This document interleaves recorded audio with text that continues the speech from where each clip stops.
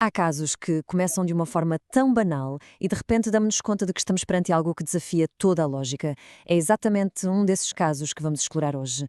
A história de uma casa que, bem, que parecia ter voz própria. Imaginem a cena.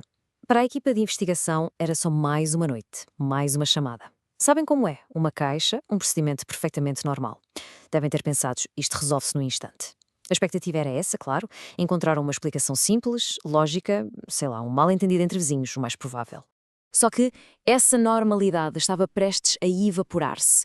O que eles encontraram lá dentro não tinha nada a ver com um crime comum. Pelo contrário, era um mistério que ia pôr à prova tudo o que eles sabiam. E de repente, a protagonista desta história era a própria casa. Ok, então vamos recuar um pouco. Vamos ao início de tudo para percebermos exatamente como é que um simples telefonema de vizinhos preocupados deu origem a um caso tão, mas tão estranho. A cronologia inicial até é bastante simples. Vejam só. Estamos em 1997. Numa vizinhança pacata, ouvem-se gritos a vir de uma casa. Naturalmente, a polícia é chamada. Chegam ao local e... BUM!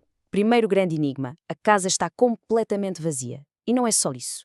Não há sinais de arrombamento, nada fora do sítio. Só silêncio. A pergunta óbvia é: de onde é que vieram aqueles gritos? E é precisamente aqui que a história dá uma volta de 180 graus e deixa de ser um caso policial normal. Perante aquele silêncio todo, os investigadores fazem o que é suposto. Começam a inspecionar a casa. O problema? A reação que eles vão ter não tem absolutamente nada de normal. Então eles estão lá dentro, naquela casa vazia, a procurar qualquer coisinha, uma pista que seja, para explicar os sons. E é nesse momento que um dos agentes, talvez por instinto ou frustração, quem sabe, faz um gesto. Um gesto super simples, mas que vai mudar completamente o rumo da investigação. Foi uma coisa quase descontraída, sabem? Ele simplesmente bateu na parede, se calhar para ver se era oca, ou se calhar estava só farto daquele silêncio todo. Deu dois toques.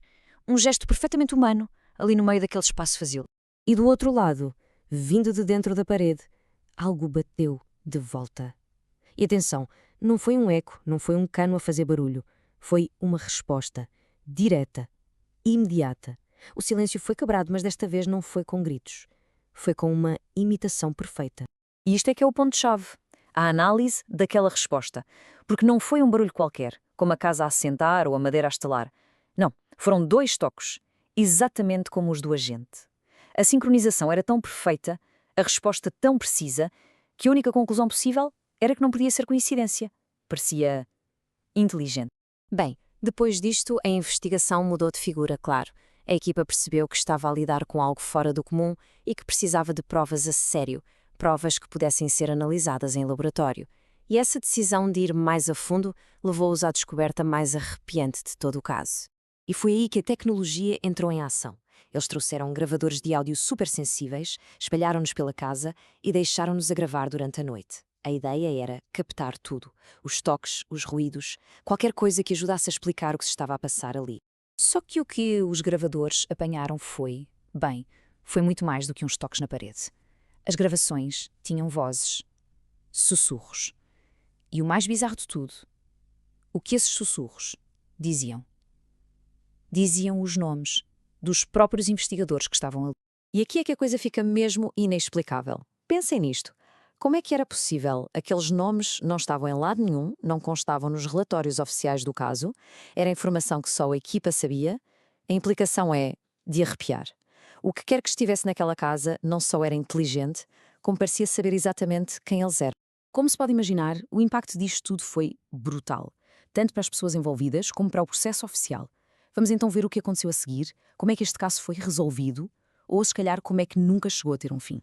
A reação das pessoas perante algo que não conseguem explicar pode ser drástica. E foi o que aconteceu aqui. Um dos agentes, mal ouviu aquelas gravações, saiu da casa a correr. Não quis saber de mais nada. E dias depois, pediu licença permanente, abandonou a polícia e, o mais estranho, nunca explicou porquê. Deixou um silêncio que, na verdade, só torna o mistério ainda maior. Claro que, oficialmente, o caso tinha de ser fechado. Tinha de haver uma explicação. E a que arranjaram foi interferência estrutural. É um termo assim um bocado vago, não é? Basicamente diz que os barulhos eram só a casa a fazer os seus ruídos normais.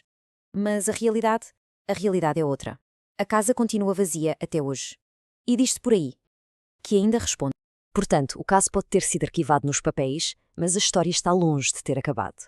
A explicação oficial foi só para arrumar a questão.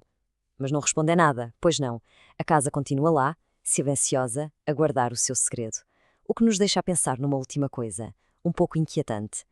E se alguém hoje fosse lá e batesse na parede, será que a casa ainda responderia?